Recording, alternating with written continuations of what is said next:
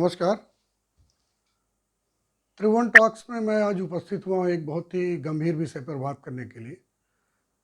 किसी फेसबुक मित्र ने मेरे इनबॉक्स में पूछा कि अस्पृश्यता मतलब छुआछूत की शुरुआत कब हुई, 1750 के बाद। तो मैंने उनको लिखा, नहीं, 1750 के बाद नहीं, 1850 के बाद शुरू हुई। अभी हाल में ही सुप्रीम कोर्ट ने 2 साल पहले या एक साल पहले सुप्रीम कोर्ट ने पूछा था सरकार से कि ये जो तथाकथित सामाजिक क्या कहेंगे, सामाजिक शोषण का जो हवा या अफवाह फैलाया गया है या जो बात कही गई है वो कब से है। तो सरकार ने संभवतः 1000 साल का उद्धरण एफिडेविट के साथ पेश किया है। अब उनका आधार क्या था मुझे नहीं पता, परंतु ये विषय बहुत ही गंभीर है और ही बहुत ही कंट्रोवर्शियल है। इस पर कोई बोलने की ना तो कोई कोशिश करता है ना किसी की क्षमता है, क्योंकि ये पॉलिटिकली इनकरेक्ट हो जाता है इस विषय पे बोलना। लेकिन मैं आपको बताना चाहता हूँ कि मेरा मानना क्यों है कि ये 1850 के बाद शुरुआत हुई थी। अभी हाल में ही एक महामारी आई थी विश्व में जिसको कहते हैं कोविड। हालांकि वो रही साल 2 साल ही, लेकिन आपने एक वर्ड सुना कि उससे बचने के लिए सोशल डिस्टेंसिंग शब्द का प्रयोग किया गया यूनिवर्सली, और उस बीमारी का कोई इलाज भी नहीं था सिवा कि बचाव के या फिर कुछ दवाएं जो थोड़ी बहुत डॉक्टरों ने प्रयोग की। कन्फर्मेटरी तो नहीं थी, लेकिन प्रयोग किया उन्होंने जीवन बचाने के लिए। तो प्रश्न ये उठता है कि मेरे इस सोच या समझ का आधार क्या है। इसके लिए आपको भारत के आर्थिक इतिहास के बारे में जानना होगा। देखिए, पूरा विश्व अर्थ से ही चलता है, संचालित होता है। भारत के वैभव के चर्चा सुनकर ही मुगल, तुर्क, यूरोपियन, ईसाई, ब्रिटिश, फ्रेंच सब भारत आते रहे और भारत के वैभव को लूटने के लिए। इस बारे में कोई दो राय नहीं, कोई असहमति नहीं। तब ये समझ लिया जाए कि भारत का आर्थिक इतिहास क्या है। भारत के आर्थिक इतिहास को समझने के लिए अभी एक हिस्टोरियन है, उन्होंने 2001 में एक पुस्तक लिखी, the economic history of the world by Angus Mattson. उन्होंने मात्र 2000 सालों का इतिहास बताया है कि 0 AD से 1500 तक भारत लगभग विश्व के 35% GDP का उत्पादक था। जहाँ तक फिर मुगल आ गए, मुगलों के काल में और ब्रिटिश के आने के पूर्व अगले 250 वर्षों में भारत की GDP गिर करके करीब 24% रह गई, मतलब विश्व की 24% GDP का निर्माता।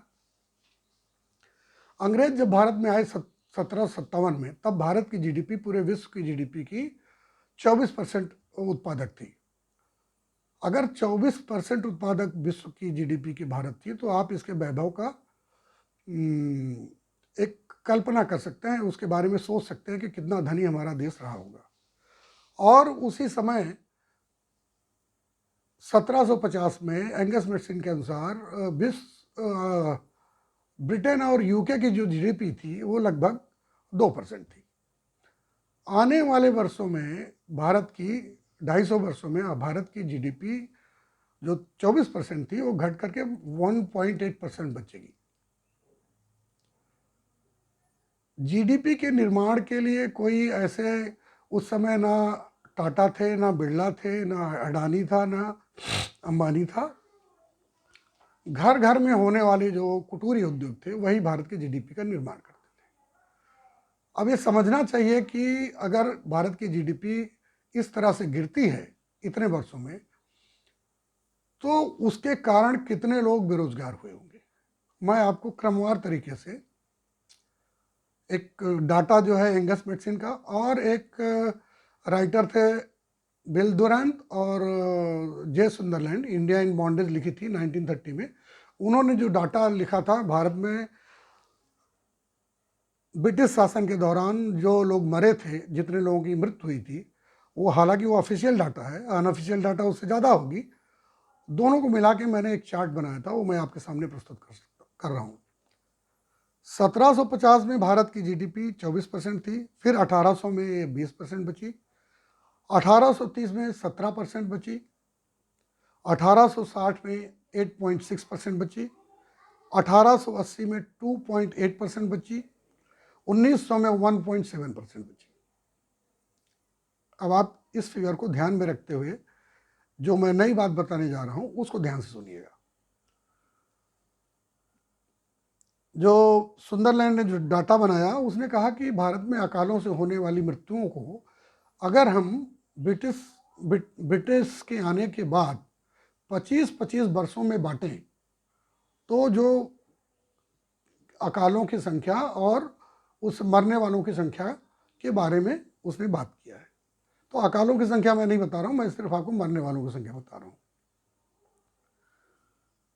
1750 से 1775 के बीच में कोई मृत्यु नहीं होती है, 1775 से 1800 के बीच में कोई मृत्यु नहीं होती है, 1800 से 1825 के बीच में 10 लाख लोगों की मृत्यु होती है, 1825 से 1850 में के बीच 4 लाख लोगों की मृत्यु होती है, 1850 से 1875 के बीच में 50 लाख लोगों की मृत्यु होती है, और पिछली सदी के अंतिम 25 वर्षों में माना 1875 से 1900 के बीच में 2 से 3 करोड़ लोगों की, भारतीयों की मृत्यु होती है। किससे? अकाल से। और सिर्फ अकाल से नहीं, अकालों के समय आने वाले जो संक्रामक रोग थे, यथा प्लेग, टीबी, मलेरिया, इन्फ्लुएंजा आदि के कारण, और अकालों की बात अगर करें तो भारत के इतिहासकारों ने जो जिन्होंने भी लिखा, चाहे बिल दुरंत हो, चाहे सुंदरलैंड हो, चाहे रोमेश दत्त हो, सब ने बताया है कि अकाल चाहे जितने भी विकराल रहे हों, भारत में अनाज की कमी कभी नहीं थी। हाँ, भारतीयों के अंदर उस अनाज को खरीदने की क्षमता नहीं बची थी। ये स्पष्ट है कि जब करोड़ों करोड़ों लोग बेरोजगार हो गए तो वो क्षमता कहाँ से बचती।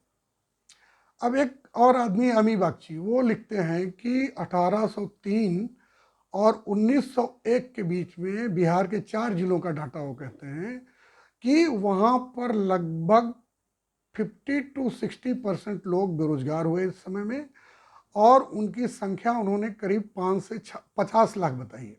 अब आप अगर उसको सैंपल 100 रुपये माने तो पूरे भारत में आप सोच सकते हैं कि कितने लोग बेरोजगार हुए और कितने लोग संक्रामक रोगों से पीड़ित हुए और उनकी मृत्यु हुई।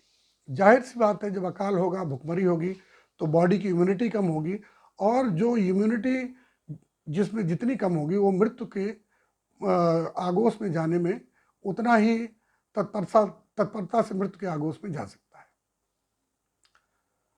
तो जैसे अभी सोशल डिस्टेंसिंग की अगर हिंदी किया जाए तो उसको हिंदी नहीं की गई, क्योंकि उसका कारण था, क्योंकि उसका एक ही मात्र उसकी हिंदी होगी छुआछूत। मृत्यु के भय के कारण भारतीयों में जो धर्म की 10 लक्षण है उसमें शौच है। शौच मीन्स सैनिटेशन और हाइजीन।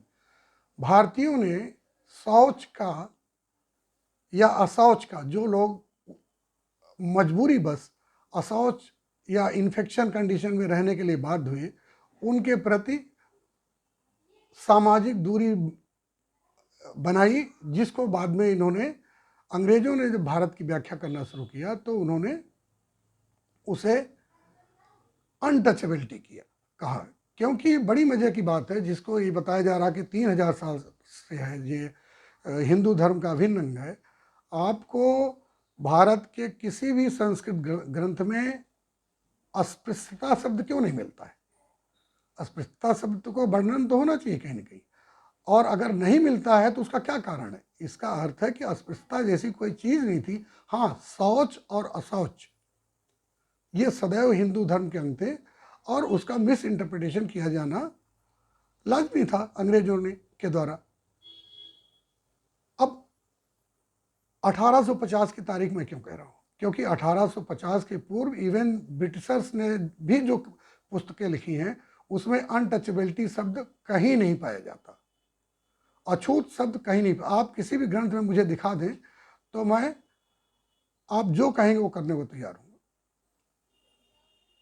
भारत के निरंतर 100 साल शोषण के उपरांत भारत की जनता जिस तरह से बदहाली और गरीबी का सामना करने के लिए विवश हुई, उसके 100 साल बाद 1857 में क्रांति होती है, जिसको हम लोग फर्स्ट फ्रीडम फाइट कहते हैं। और उसका चुनाव, उसका चिन्ह क्यों रखा जाता है, रोटी क्यों रखा जाता है?